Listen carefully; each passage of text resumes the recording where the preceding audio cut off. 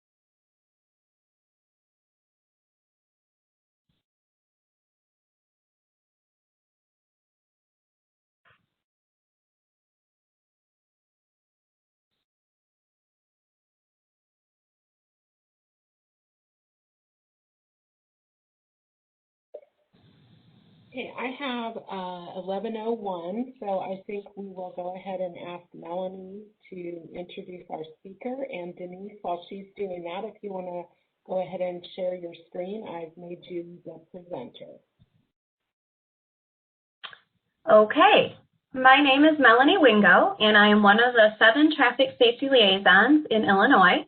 I have been a tech since 2002 and an instructor since 2004. It is my pleasure to introduce Denise with her, she brought her own audience today. The name of this is Virtual Education, Expanding the CPS Toolkit. And just a reminder, it is not eligible for a CEU, but it's going to be great information. So, Denise, as owner of the Safe Ride News publications, she is the publisher of education materials that support child passenger safety field, including the Safe Ride News newsletter, the new fabulous green latch manual, and the School Bus Safety Handbook. In 1996, Denise founded Car Safe Kids, a program that contracts with Seattle-based hospitals to provide child passenger safety outreach and professional education. She holds a master's degree in business administration from the University of Washington and has been a child passenger safety technician instructor since 1998. Denise, take it away.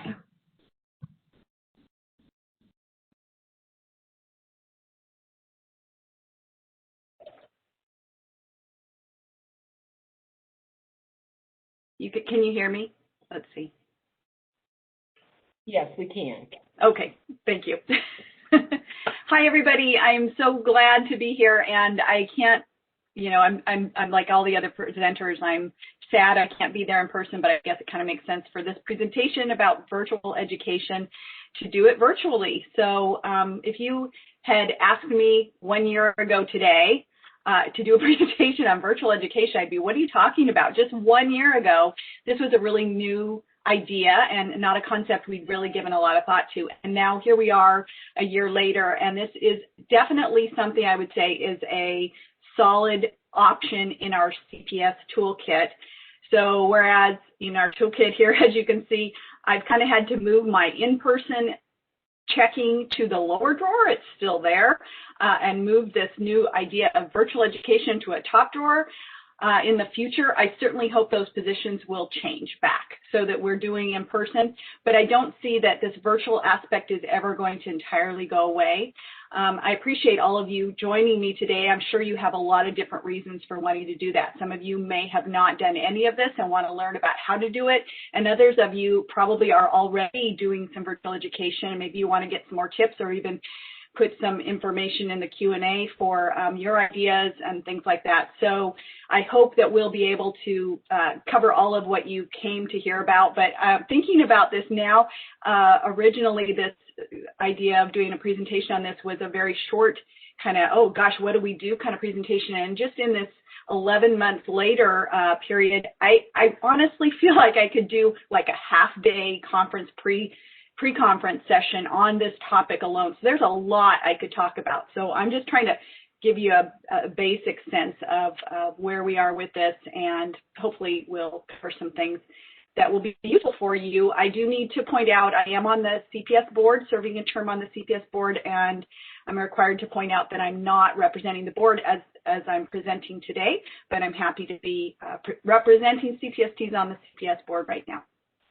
Okay, so in this session, like I said, I want people to learn better how to communicate with caregivers before, during, and after a virtual education session, and know, of course, about the equipment that you're going to need to support a really good virtual education session, and some of the approaches for clearly communicating messages in that format. And always you want to know about some resources that are available to support CPSTs as well.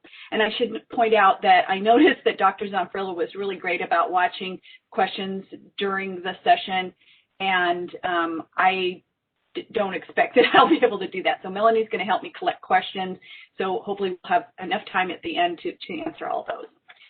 And another thing that's pretty amazing is in this past year, we already have some researchers doing research on the efficacy of virtual car seat checks. This is just one of some that I know of by Dr.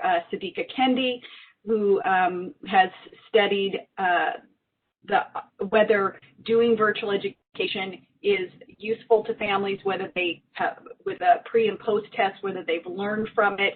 And of course, the conclusions came up with the same conclusion I did from just my practicing, but it's nice to have the science to back it up that it is a good option when there's a pandemic, which has prompted us to do this, but even in the future, it can help with situations where people are too remote to get to, or if it's just more convenient for them to do it from home. And also when you want to be able to teach a bunch of people at once, possibly you can centralize that teaching in a more efficient manner. So I would say that the science definitely backs it up, and it's here to stay. Also, I want to point out, just as a further proof that this has been a good way to reach families, during CPS Week last year, there was a national virtual car seat check event run by some folks on the East Coast, and it was so successful that they decided to offer the sessions on a quarterly basis now, and where CPSTs from across the country can sign up to be assigned to a person anywhere in the country who wants to sign up for a virtual car seat check. So this is another way that we can do these kind of services and help people across the country. So this is just the media announcement for technicians, and of course, people in the public can sign up for these dates as well. I would note that if you haven't done car seat checks virtually, you shouldn't sign up for one of these as your first. Of course, you should be practicing first. But if you're comfortable with doing virtual checks, this is an opportunity to participate nationally. When I did this in September, one of the people I got was actually in Dubai, an American living in Dubai. So she had a different kind of car seat there, and that was a very interesting experience. I wouldn't expect that to be the normal situation, but it is an opportunity to see something that maybe isn't typical to your area. When we're talking about virtual checks, the other thing that brings to mind is this whole, it's a general CPS concept, but the concept of good, better, and best. So, you know, many of you probably know Carrie Chosmer, who was formerly with Safe Kids, and she frequently would say, don't let the best be the enemy of the good, meaning that, yes, we are striving for the best in everything. We're striving for best practice, and we're striving to do things in the best possible way. But we do want to make sure that when that's not possible, we are doing the best that we can. And so, you know, just to begin with, back in March, I had a car seat check event at the beginning of March scheduled for a Saturday, and on Thursday night it had to get canceled because this weird pandemic was happening, and it was really shocking. After 20 years, I'd never had to cancel an event, and so I was a little bit taken aback. And then one of my techs a few days later emailed me and said, okay, Denise, what are we going to do about these families? How are we going to help them? And I was like, oh, you're right. So, I don't know how long this pandemic thing's going to last. I certainly didn't think this long. But at the same time, we probably can still reach out to families using this platform. Now, I've heard from technicians who say, yes, but it's not good enough for me because I can't be confident that I can help them with everything they need to know when I'm not next to their car, I'm not in their car touching things. And so you really want to consider, though, the trade-offs. Now, you know, whether the difference between in-person or, is in-person better? In many ways, yes, but if we can't do that, if there's no option for that or it's not an available option, then certainly some education is better than none. There's also the settings where that's good, where it's better for and best for. So, for instance, I do a lot of one-on-one checks that would be like a car seat check with a family, but I also do trainings and conferences and classes for larger groups. And for one of the things I do is with these, you know, dolls you can see back here, my peanut gallery, I do a class for pediatricians to teach them how to do to understand the basics of car seats. And for that group, normally I would go to them in person. I would bring car seats. It might be the only time they get to actually see them and touch them. And so, yeah, I'm making do in this time with the online ones, but they're not getting to touch and feel car seats. And so as soon as we can go back to regular, I will just be doing those in person classes. Whereas when I'm talking to a family and they're actually touching their own car seats, they're still getting a lot of education, a lot of good training from that. And for that matter, maybe it's a good thing that I'm not getting my hands into their car seat. It's an opportunity for me, who's kind of a, you know, hands-on person, to step back and let them do all the touching and work with their car seat. So there is some advantages in that way. The other thing that in the good, better, best paradigm that I like to think about is also just within the whole thing of doing virtual. As we go through this, I'm going to show you a bunch of different props and types of technology that you might have. And you can see in the picture here, I have a couple screens and I have a desk that I can move up and down, and some of that stuff is kind of fancy, but I don't have a demo chair or anything like that. So there are pros and cons of the types of equipment I can have, and you want to just remember you can do a lot of good with very few props and very low level of technology. I mean, remember, I have a big background in just being on the phone bank, where I would be on the calls with the public calling in and asking questions. That was very minimal, but still provided good information. But we can do better with more equipment. And so don't think you can't do it just because you don't have the fanciest setup, but it's something we can strive for, as we always do. And so I've often thought we're lucky in one sense with when this pandemic happened, because like I said, we used to have to just handle things over the phone. Now we have this opportunity to do audio, video, and be more interactive because of the technology that we have today. And so that is really pretty cool that we have that opportunity and can still reach parents in a way that I think is really useful for them. So back last March, when this was all kind of going down and we were thinking through how are we going to deal with this, all of these apps that are available to interact with people were kind of, some of them were sort of known to me, but most of them were kind of new idea.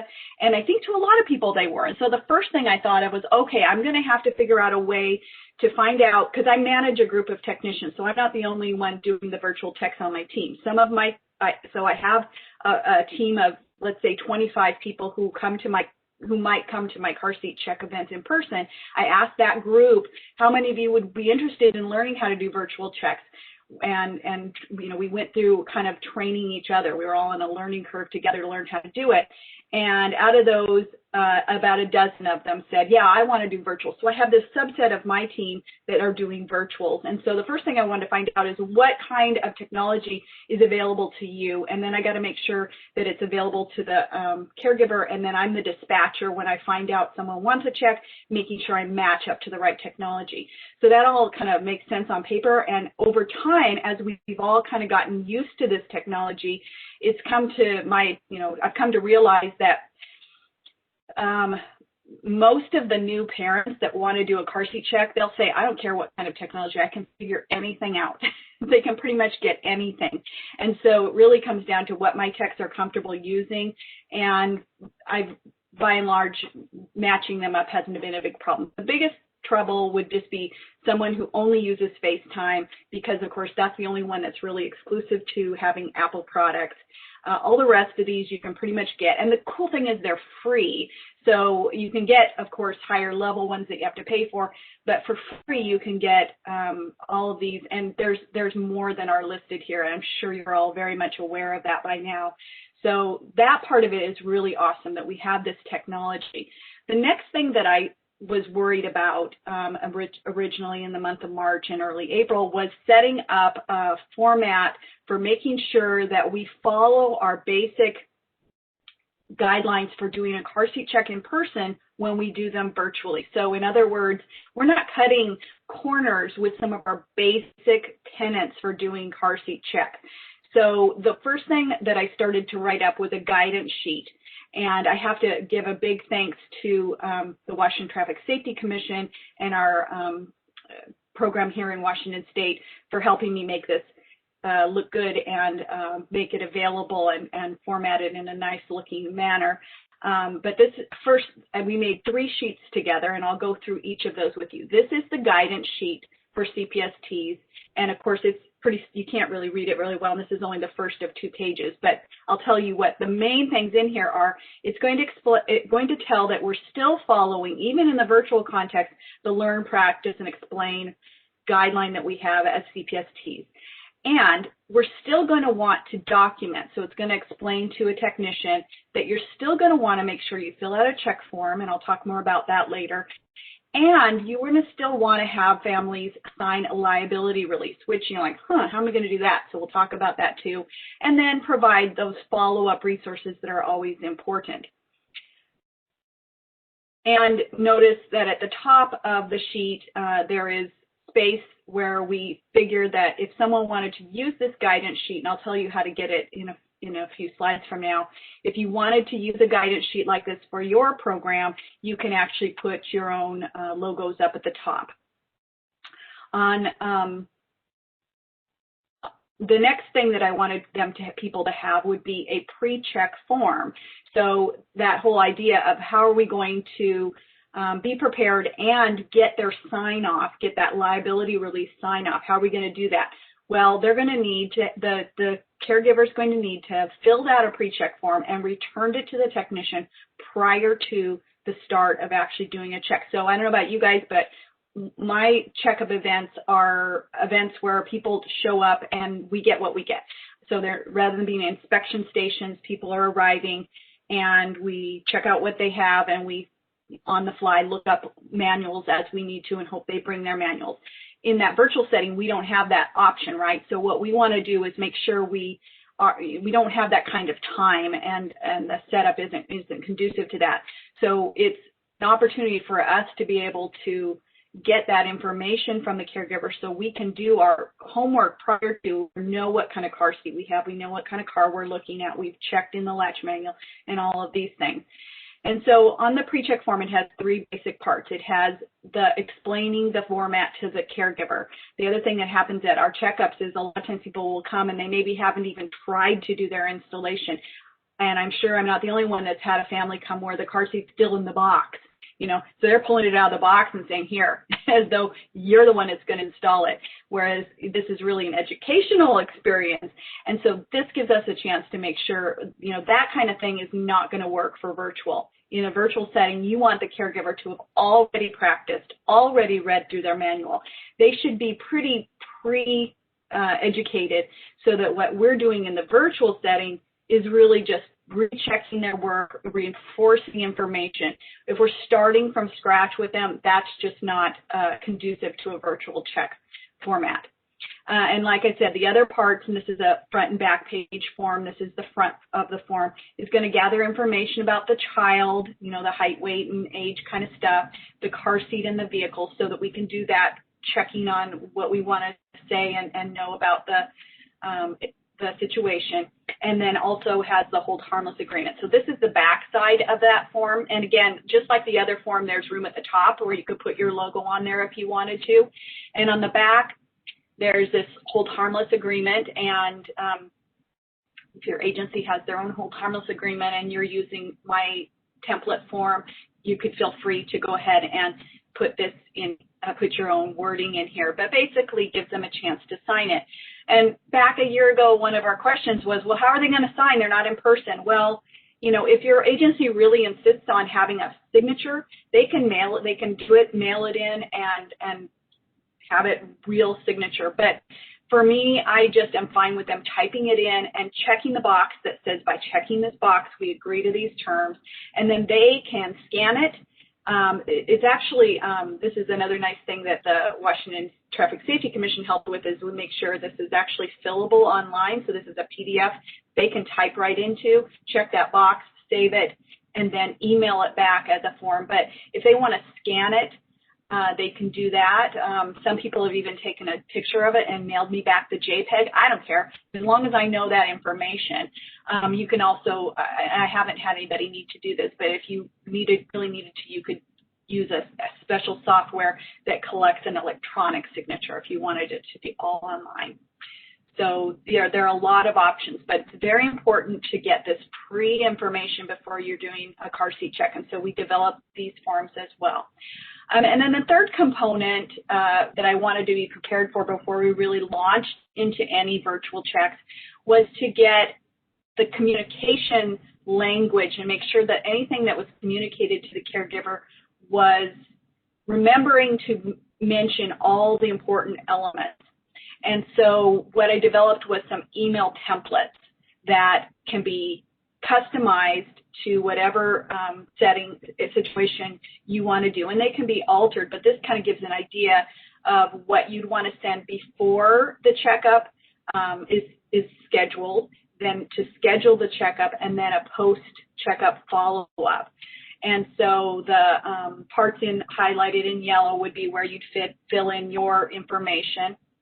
And this just gives a way to make sure that you're not typing out a whole communication every single time. You can copy and then paste into an email, because email's been the way we've been doing these registrations and communication with families.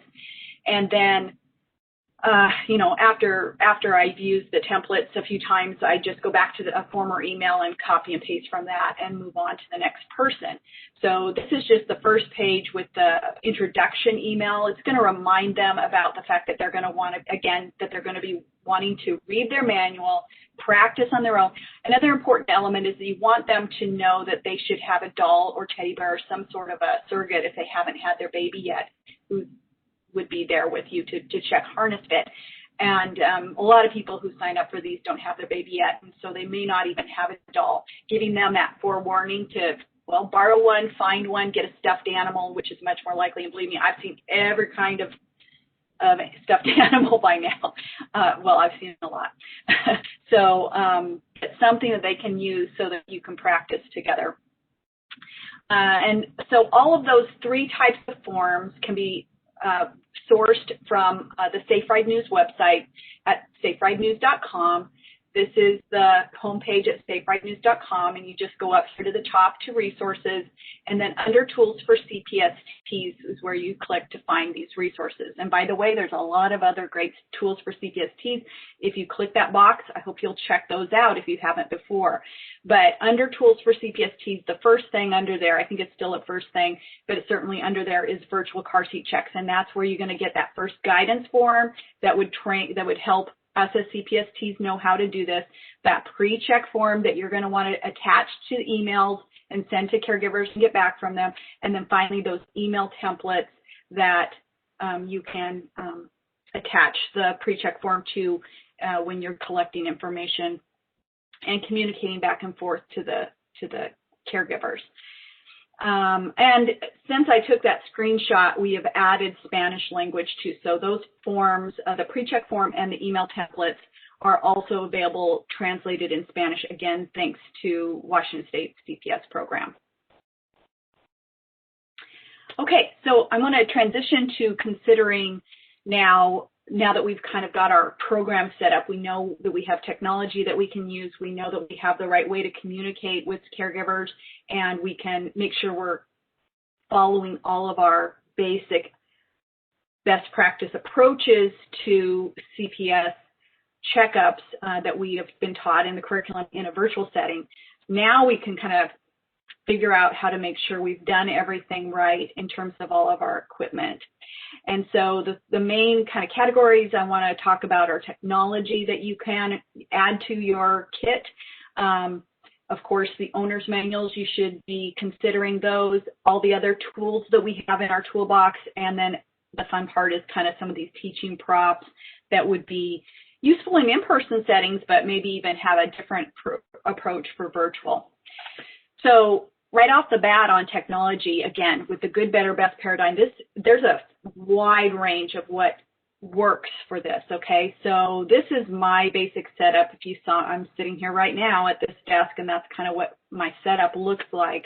And so I like the idea of being able to have a large screen, but I know some of my techs actually do these on their phone, and so that's going to be a smaller screen for them. And hey, if it works for them, that's great. My eyesight is, not getting any better with age, and so maybe if you're younger and you work on your phone, great, that works for you, no problem. Do consider that the larger the device, frequently the camera quality isn't as good, and so that is a vote in favor of some phones, but it really varies device to device, so you really have to check on that. You do want to make sure wherever you are, you have a strong signal that has a reliable connection. I mentioned that study by Dr. Kendi, and one of the things she noted was a downside to this naturally is just this problem with connectivity, or even dropped sessions that just get dropped because the connection fails. I have luckily not had that happen. I know people have, and certainly she saw that in the study, so it's a possibility. And of course, this works both ways. So one of the things that's in those templates for communication is warning the caregiver that they too have to make sure they're aware they have a good, strong signal. And that's more of a problem for them, right? Because I'm at my desk, but they might be in the house for part of the check, but then going out to the car where maybe their signal isn't as strong. So these are some of the things you do have to consider. I'll talk a little more about that later, but using that template will help remind them about the need for a good, strong signal. You also, of course, want to make sure that your microphone is good, you have good audio quality, and that background noise and distractions are limited. That can be true of noise, but also visual things going on. And again, that's a two-way thing. So where I am, I want to hope that I don't have the, yard guy outside blowing leaves the moment I start trying to do this. And they want to make sure that they pick a time when they think that they'll have someone to watch the baby and the baby's not going to be a distraction, these kinds of considerations, if possible. Also, it helps to be hands-free. You can see here, this thing looks kind of like a microphone, but it's actually a holder for a cell phone, or a tablet. So if you wanted to have hands-free and have something set up that you can move around, a tripod can be really helpful for that. You can see that this is this would be a new thing to me probably a year ago, but now you probably all know that's a ring light, and if you do a lot of social media, you probably know about ring lights, but basically it's an opportunity to put in a flattering or clarifying light that's behind the camera so that you're seen well. And you might see that in this case, so I'm not using my ring light right now because this big window right here is putting in a lot of, probably maybe almost too much natural light behind my camera right now. So considering things like that. Now, if my room were set up differently and that window was behind me, that could be a problem, right? Because I'd be really dark and the window would be bright. So you have to think about things like that. And it all takes practice. So it would not be unreasonable to even do a practice session with a mentor or even another technician, just to kind of get used to the setup and make sure that it's all working properly so that there aren't technical glitches the first time you try this. If you want to, you can get very fancy with this as well. So maybe you may have heard about this Help Lightning software, but like I mentioned, Dr. Kendi's research, another researcher, Dr. David Schwabel, is also studying virtual checkups in Alabama, and one of the company in Birmingham, Alabama, called Help Lightning, is a small software company that makes software that digitally merges two real-time videos. So what that basically means is your hands can be in their camera pointing to things, which is pretty cool, right?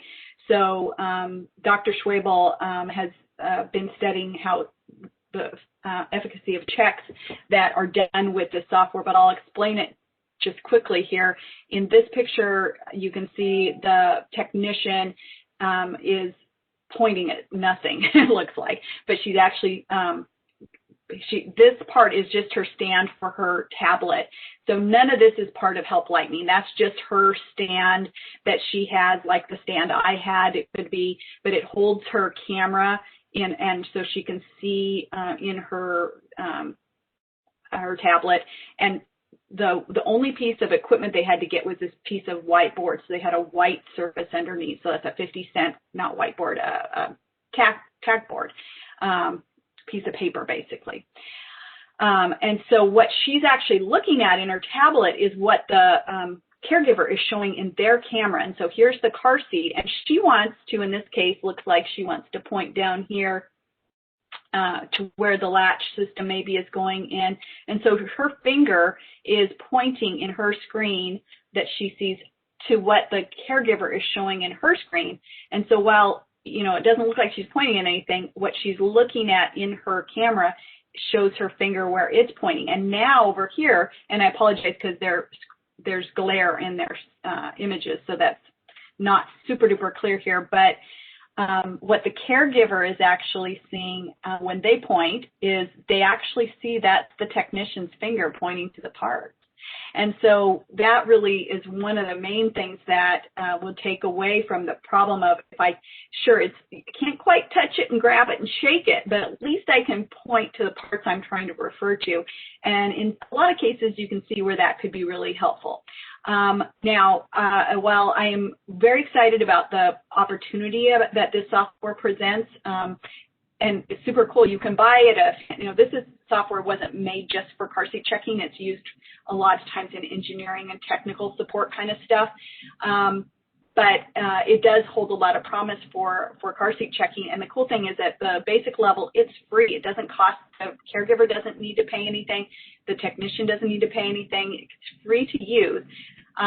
I personally haven't used it yet because it's one weakness right now is you need to have a strong Wi-Fi connection, and it uses a lot of data to do it.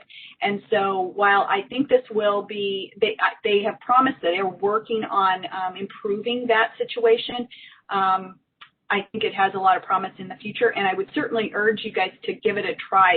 If this is one of your concerns, is being able to point to things, it would be a really cool thing to try out. Anybody can go at the end. Help Lightning, you can Google that and find it real easily. At the end, I will give some links to Dr. Schwabel's studies, and the website is helplightning.com, but I'll show that at the end as well. But again, good, better, best. That's kind of a high-end option. You really don't have to do that. So as I mentioned earlier, you definitely want to make sure you're reviewing instructions and going through that. So we all know, a lot of instructions are available online for the car and for the car seat. Under that, at the Safe Ride News website, one of the other tools for technicians tools for CPSTs is a help for finding manuals for cars. If you can't Google it and find it easily, you might go to that resource, and it gives some tips on how you might find or if they're even available. If you find the instructions and the caregiver doesn't have it, you can send links to them to make sure they're looking at the same thing. Or, like I'm doing today with sharing my screen, you can use the share screen functionality to show them and go over. Some of my texts describe that they go to the page from the manual and they point to things in the manual and just go through it that way with them. That's a great approach and something you can do. This picture is showing that the point isn't really this so much as that if you have points that you want to make sure you mention from the manual, you can certainly jot those down. That's my little Post-it note system. Also, I do use the summary sheets from Safety Belt Safe USA's Child Restraint Manufacturer's Instructions that you can get from carseat.org. Those are really very helpful and useful for me. Then there's the other array of technician tools that we want to have, including, of course, recall lists. If you go to safercar.gov, there's an app of SaferCar that's available now for iOS and Android phones. Probably Google. You can get that SaferCar app on your phone, and that way you can just look up digitally any recall. Or at saferidenews.com, another tool for CPSTs is the 4-page recall list. So you have lots of ways to look up recalls. Certainly want to do that using your pre-check form and check out what's already recalled so you have that ready to go. Check out the manufacturer's FAQs. Sometimes they supplement within their manuals there. The latch manual is really helpful. I will point out a story of the very first check I did virtually. Just so happened to be for a BMW using a Nuna Pippa car seat that was rigid latch. And I had read the manual, I'd read the car seat and the vehicle instructions, and right before the check I said, oh, I better check my latch manual. Duh, I make the latch manual, I almost forgot to look at it. And when I looked it up, I found that car had a recall on the latch anchors if you use rigid latch. And there's that was not in either of the manuals, of course, and I would have missed it if I hadn't checked the latch manual. I felt kind of silly because here I am. And so I learned my lesson about not checking the latch manual. And then also you want to have a checkup form, and that's, like I said at the beginning, this is not just because we're doing this virtually doesn't excuse us from keeping the documentation of what happened and always making sure we do that. And so this is one of my texts. She sent me her setup, and she has her checkup form and she has her recall list and her latch manual. And I have used this opportunity to start using much more often the National Digital Car Seat Check Form. So I want to use a few seconds to just discuss that. And, I know that there are only a few techs in Illinois who are using this, so I would certainly urge more people to consider this. I found it really useful that I'm not piling up a bunch of paper as I do these virtual checks, but I'm actually able to do them digitally and save that information. And so You have, with the National Digital Car Seat Check Form, which is, by the way, completely free, you have opportunities to do it online. You can get an app and do it on one of your devices. Or if you want, you can download a hard copy checkup form and just use that, or transfer the information onto the online form at a later time. So these are all great ways to use the digital car seat check form. And like I said, it's totally free. If you're like, I have never heard of this, or I just don't know where to go or what to do to get it, please go to the cpsboard.org website. You can find the digital check form straight from the homepage or look it up under resources. But when you do, you'll get this page here, and it's just full of information about basically where do I go to sign up and how do I learn about that, but then a bunch of other information that supports how you use it as well, including videos and how-tos. So that is your go-to place to find out more about the digital check form. And then the last thing I want to point out is another cool feature of this. Now, for me, it was like originally, oh, good, I don't have to have all this paper, and I can just put this information in. I know I've done the check, and anytime I want to, I can go back and look at that checkup, by the way. It's all saved for me digitally. And so that's all cool. But now they've actually gathered enough information over time that there's a dashboard that's associated with the National Digital Check Form. And the dashboard has really cool data that it's collected from all the checks that have been done nationally, and you can actually go down and see the same kind of data for your own checks, or if you're a program coordinator for your program. So I'm not going to go through each of these types, but they do give you totals, they give you misuse, they give you the number of checks by zip code, they talk about what different car seat types, there's just a whole bunch of things. And there's even a tool now that will make tables for you based on the information you want. And so it's a very robust opportunity to be collecting information, whether it's for a virtual check or a regular check. Okay, so now to the props that we use. That's kind of fun because, you know, sky's the limit. I mean, I have a certain number of props. You can see there I am. That's what I'm seeing here. But I'm sure in a year from now, I will have different props that I like to use, or new ideas that I like that better, or, you know, so, and many of you listening may have your own things that are really cool that can be used as well. So, you know, if you happen to have a demo chair and you can be showing people actual installation, that's awesome. I don't have that here, so I make do with other approaches, okay? I have seat belts, and I can mock things up, but I more often am paying attention to what they're doing than showing what I want to do when it comes to that stuff. But here's another one of my techs, Tina, and this is her setup, and she has one car seat. I should talk about that too. You know, if you have car seats, I really promote how helpful it is when you have a car seat with you and you can show, and then they can be doing something, whether it's the same model, that's great. I mean, I have several models, and if I happen to match up with them, always showing them on the same model that they have. But I have techs, I even had a few techs who, when we started doing this, didn't even have one car seat. You can still provide helpful knowledge just from how you speak to them and what you're seeing them do, if you don't have your own car seat. But if you do, then you can imagine there's a lot more things you can do and show when you have your own version, and so that's a great thing to have. Now, do you need to have a full array?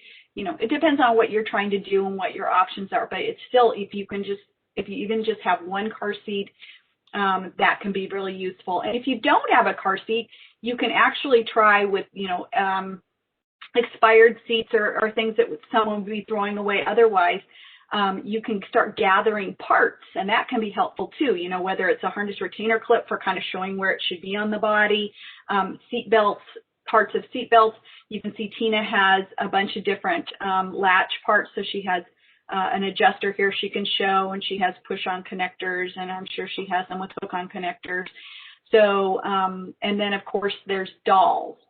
So dolls, I'm really big on dolls. Now, of course, you could do education without a doll, but I like to be able to show three-dimensionally how the doll fits in the car seat. So it's nice to have a stuffed animal or a doll. And one of the things that my technicians came up with that I thought was a cool idea to show you was to take off of an old car seat that's expired or not in use anymore. You could take the harness off of it and put that. A couple of them sent me pictures of their setup with it on their doll.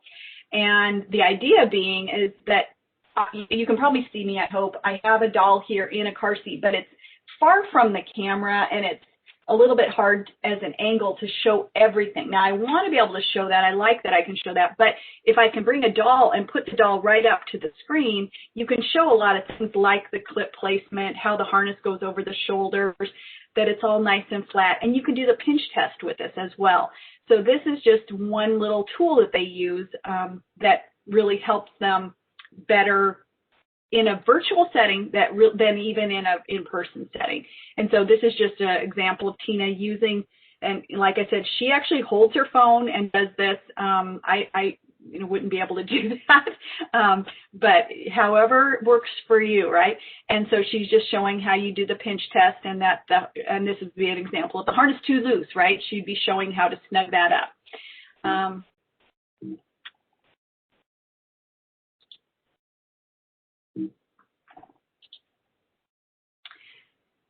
So to wrap this up and make sure we have enough time for questions, I did ask for a few tips from the field, and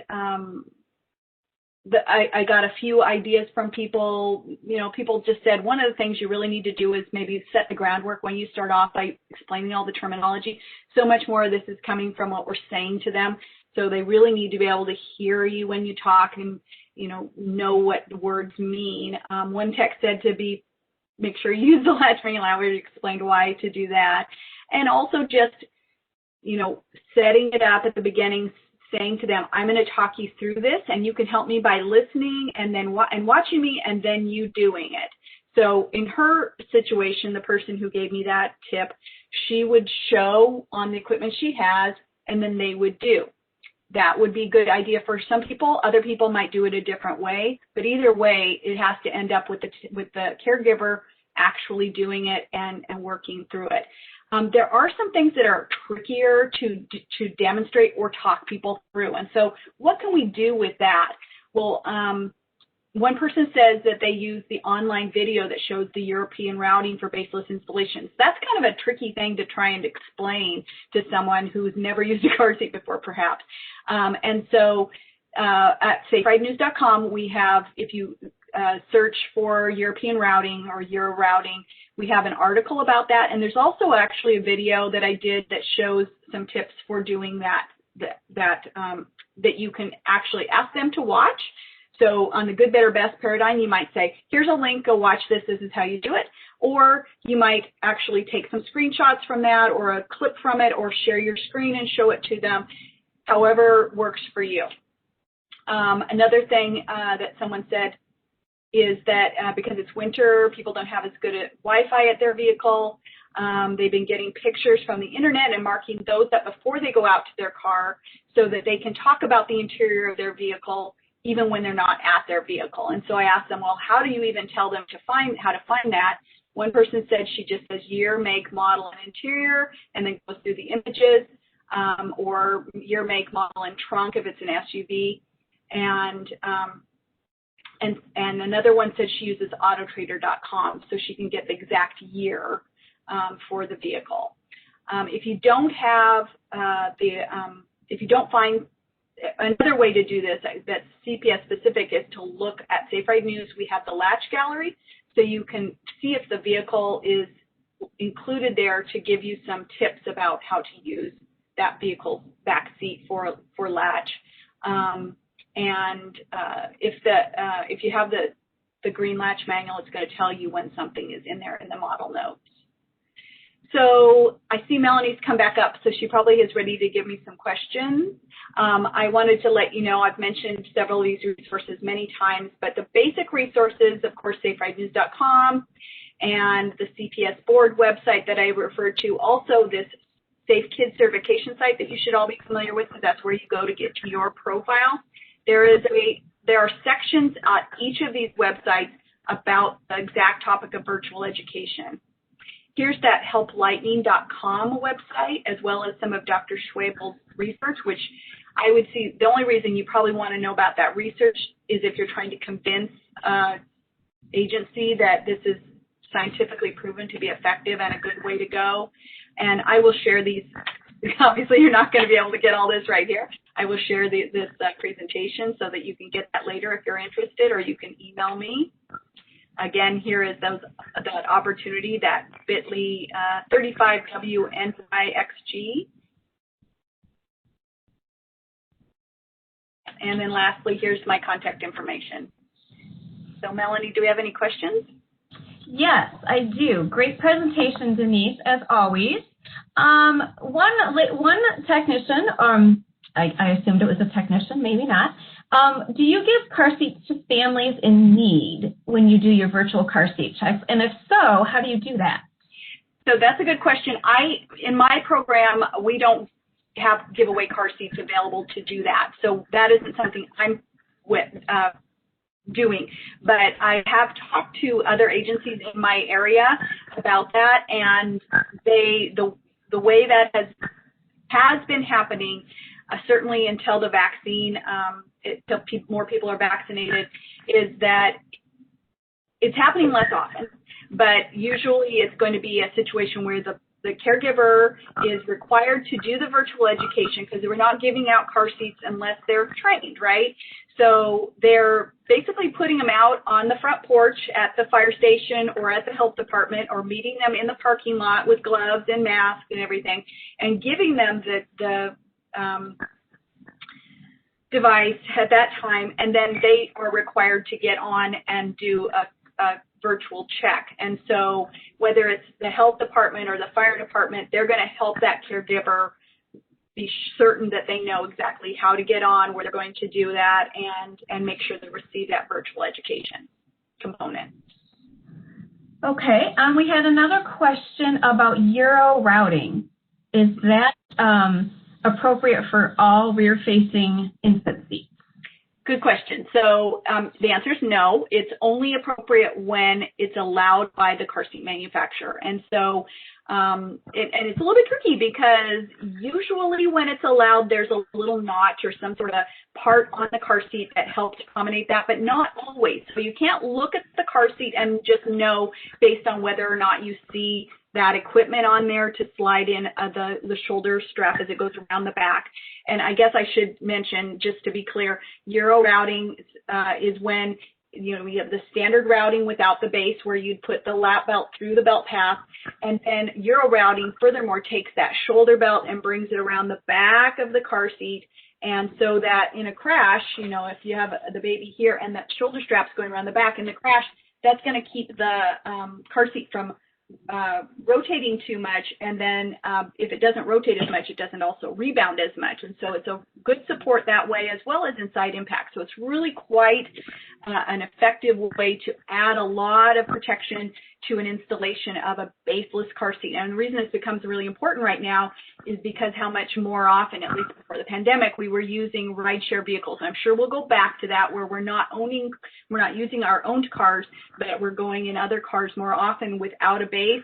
And so it's a really important thing to know how to do, and do quickly and effectively. So having some practice doing it is important. So to get to the actual question, though, check the instructions. More and more often it is allowed in instructions, but it's certainly not universal. So you do have to check on that. Another question is, where can some technicians get these items, like the dolls, car seats, if that's not something maybe they budgeted in their expenses?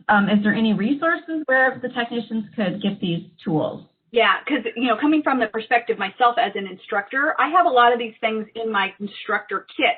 But in a way, I'm not an instructor that has an agency paying for my things either. So in a way, I've had to gather them in the same kind of way over time. So I guess I would say one of my techs was trying to get a car seat, so she does a lot of checks of a certain model, and so she wanted to get one. And so first you can check and see if there's an instructor or a technician discount from the manufacturer. and that can be helpful, but it doesn't make it free. So if we're looking for, just a demonstration seat, it doesn't even have to be, a great one. This one's expired that I'm using right here, but it's still the same model, so that tech was looking on Craigslist, or she's and she was also checking out with other technician groups who can support one another. And so there's a lot of ways, if you need something, you can go online and try and find it. Now, I could go through actually, should I change to my full screen, stop sharing? I think I might do that. If everybody's got my information, it's Denise@saferadnews.com. So I think I have a few more seconds, right? If we can go to my full screen, I don't know, can we do that? Anyway, okay. I asked my technicians if somebody had an old coat. Sometimes I put my bigger dolls in with a puffy coat. So this is just something that someone was able to source for me out there. Parts for cars you can get at junkyards. I haven't had to do this for a long time, but I used to go to junkyards and find seatbelt parts and cut them out. And then I don't get rid of them because I keep them and I need them. I don't want to go back to the junkyard, but you can get them that way. And of course, old car seats that no one else is using anymore can be used to get all sorts of parts. I have one of my technicians saw on the side of the road some old Graco turbo boosters. They were expired and nobody's going to use them. So she gathered them all up. But what did she do with those? She took the screws out. So she has those turbo booster screws, because that's a great thing to harvest off of old seats. And even the straps that the attachment straps for the shoulder belt. But likewise, you wouldn't want to toss that in the trash, not take the locking clip off. That's something else you can have. And then the other thing would be, please contact your mentor or state CPS coordinator. As things like, I have this little piece of pool noodle that I can demonstrate with. You can ask them, hey, where am I supposed to get all this little kits for you? If you're willing to do these, if Mike asked me to provide them with, I would figure out a way to make a ladder kit for each of them if they didn't have it, because if I have these things, it's much easier for me to centrally prepare them for them to have. And so please reach out to those people in your area who, whether it's the state coordinator or just your local group, because I'm sure they would be more than happy to help you with that. In Illinois, most of you know that there are 7 of us that do this job, and so we all are a resource center. So definitely get hold of your regional resource center and see if they can help you. I think we have one more question at least. How much time do you allot per appointment? Thank you. Thank you for asking that, because that was another point I want to make sure I made. On my appointments, so I said I had a dozen people on my team, and I leave it up to them how long they do. So when I do in-person checks, I schedule them at every half hour, and I alternate, and I know it's going to take about an hour or whatever. And, it's all back to back to back to back. When we set up a virtual, then that's up to the technician. It's not necessarily back to back, right? And so you can be a little more flexible whether it's less or more time. But I've been shocked at how consistently when I do it, I take an hour. And I'm always like, oh, I'm doing good. I'm going fast. And the next thing I know, it's been an hour. So that's kind of, I think, on the long side. The study by Dr. Kendi found the mean average time was 24 minutes. With a standard deviation of 11 minutes. So definitely my hour is on the longer side, and I think more people seem to find it to be about a half hour. Another thing I didn't mention is that some of the car seat manufacturers are doing these, and they, even before the pandemic, were doing these virtual checks, and so they're kind of one of the forerunners on this, and so they have a lot of good information on this topic as well, and I think they can do them a lot more quickly, but they're always working on the same exact car seat. And one thing I've heard from some people is that they don't maybe go over baseless installation. They just do with, the basics of the with the base and leave the parent to do further reading. I always do all the types of installations, and I do seatbelt as well as, so that's how I end up saying so much longer. If the caregiver got on there and said, look, Denise, I have a half hour, then I would say, oh, okay, good. I can pare that back and get to the basics of what you need, and that's that good, better, best again. You know, I would let them know, maybe you want to learn more later, but I'll give you what you can get today. And I hope, one more thing I want to mention is that another part is that even if you can, another thing that caregivers don't realize is how important it is to use the harness properly. A lot of times they're reaching out to you because if they want to check their installation, they're thinking very laser focused on the whole installation thing, but the harness use is just as important, and they really don't know how to do that properly, right? I mean, they aren't always getting all the protection out of their harness system that they think they are. And so if you did checkups just in the house without even going out to the car and just focused on installation with the harness and where they have good Wi-Fi in the house, comfortable, any time of day it will work, that would be a lot of help to a lot of people just to see the harness use. So please make sure, I really think it's important for them to understand that that's going to be part of their checkup, because they don't always expect that. There's really, I think, one more quick question is, and you kind of mentioned it a little bit, is how do you incorporate all the other stuff that we're supposed to talk about as tech, like leaving kids in the cars, projectiles, and you kind of, it depends on the time. So the great thing about the virtual is it does depend on the time, but I would incorporate it just like I do in an in-person check. You know, a lot of times it gets sprinkled in throughout, like the stuff about next steps and stuff like that I talk about when I talk about the inch above the head, et cetera, et cetera. But at the end, you know, I'm filling out a checkup form. I'm making sure I get to all of those. It's making sure you document and you're remembering to do all the points that you want to make. But with virtual, if I've forgotten something, and the thing I frequently forget to say is send in your recall envelope or a postcard, right? Or to go online and sign up for the recall. Well, the great thing with virtual is I'm sending them a follow-up email anyway. So if after I click end session, I'm like, oh, I should have done that, I just put it right in there. And that, you know, you don't want to leave too much in there because people won't read it. But if there's just one big point and you want to put it in bold, make sure you do this, I think that's a good way to actually highlight that point. So, yeah, but if I wish there was more, like I said, I could probably make this into a half day, easily make this into a... I know. Laura, do I end, or do you need to have some following? Okay, so I guess... No, I believe Mary Kay has a closing announcement. Okay, thank you. Thanks, Denise. Thank you.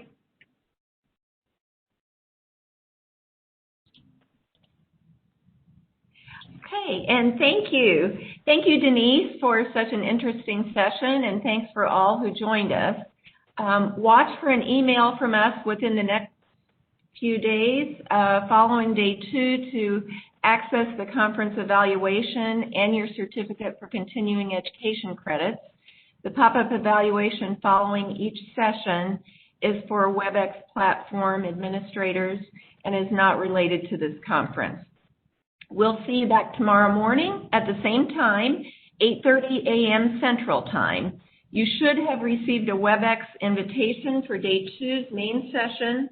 You can also find connection information in your participant packet. You may email ocpd@siumed.edu if you have questions regarding connection information, the WebEx platform, or continuing education credit. You can expect a response between 8 to 4:30 Central Time, Monday through Friday. Have a great rest of your day, and thanks for being with us today.